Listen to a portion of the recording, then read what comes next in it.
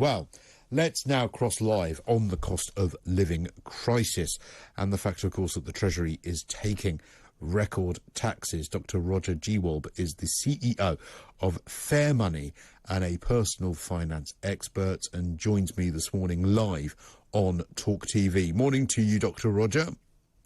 Good morning. I mean, it's quite shocking, isn't it, when hindsight, which is a wonderful thing, proves that Donald Trump was perhaps right in saying that our dependency on other countries and their oil and gas have left us in a position which made us susceptible to this cost of living crisis. I mean, we don't need to go into the geopolitical situation, but I guess what we can learn from this is that a lot of the elements that have led to this cost of living crisis, well, they were foreseeable. Well, that's right. I mean, I think on a general point, I would have to say that the appearance of TALKTV on Monday appears with Trump, Tom Newton, Dunn with Boris, appears with Sharon Osbourne and Tyson Fury. I mean, it's all so original, it's so incredible, and it really is pushing back the boundaries of some of the nonsense that has invaded the world. You're absolutely right. The cost of living is the chief thing. I mean, we're surrounded by bad news, but even with Russia using the N-word more and more every day, I think what seems to be frightening people the most, even though COVID is still around, it's going down a bit, the severity at least is going down, is the cost of living crisis, which doesn't seem to be abating and for which we don't really seem to have a plan to do anything. And the N-word, of course, you're referring to is Putin and his nuclear threats, which are, well, they're seemingly working. I mean, he doesn't need to actually do anything, but by mentioning that N-word, all of the politicians in the West are essentially trying to do everything they can to stop this escalating, which probably means that it is going on for longer, which probably means that our energy and cost of living insecurity is continuing. Well, yes. Fortunately, as I'll mention later, perhaps, we in the UK only take 8% of our oil from Russia, as opposed to the European Union, which takes country by country, much larger amounts.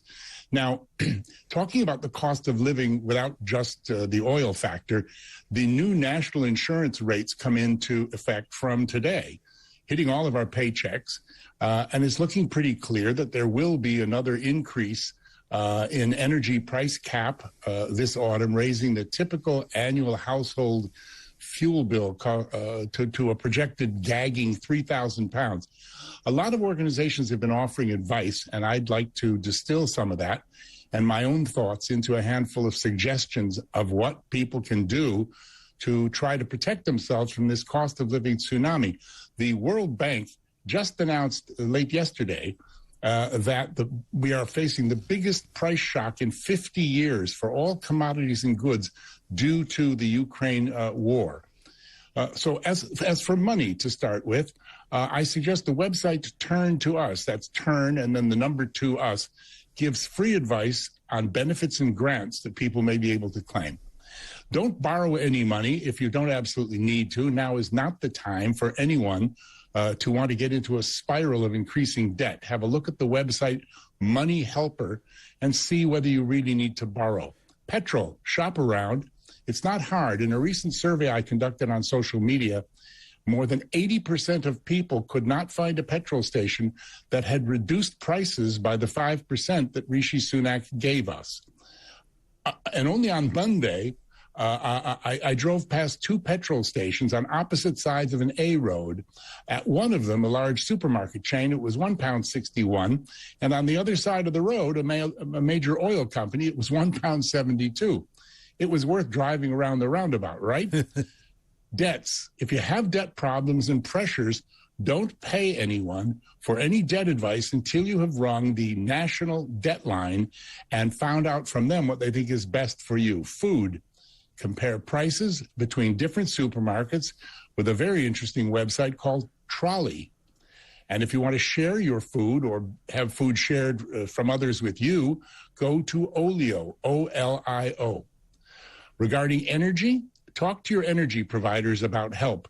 They really do want to help, and they do understand our situation. You just have to hang on the phone long enough for them to answer because they're very, very busy.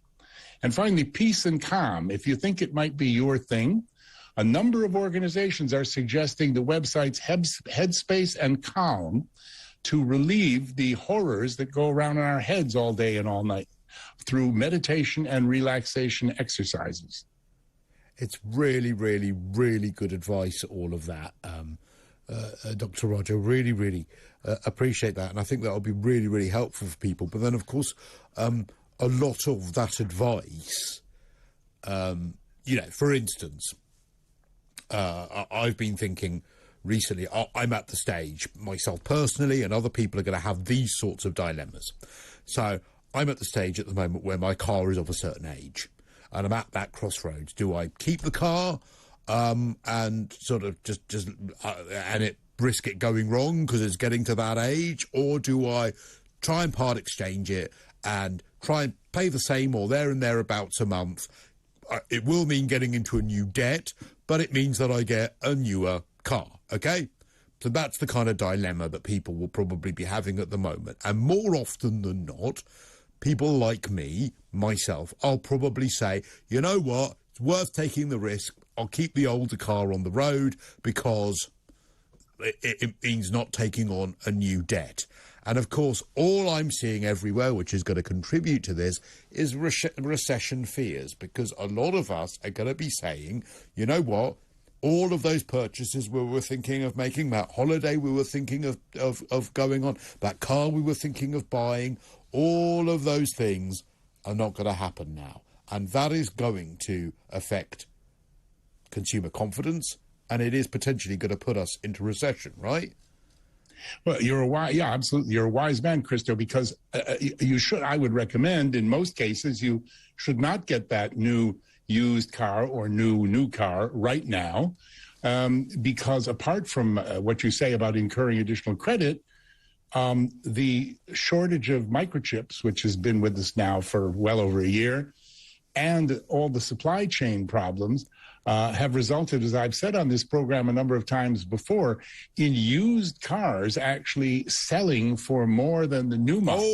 Oh, you don't need to tell me that, Dr. Roger. You're quite right. I've been looking for a used car, a newer used car, and you can't find one for love nor money because no one is part exchanging their cars. And the ones that are for sale are going well above the list price. You know, you've got the book value of a used car. Now, you might pay a little bit more for it with a dealer, but they're going for well above. And a lot of the finance deals that a lot of these car manufacturers normally offer, they've got rid of because they know they don't need to offer them anymore because people are desperate who can afford a new car to get one.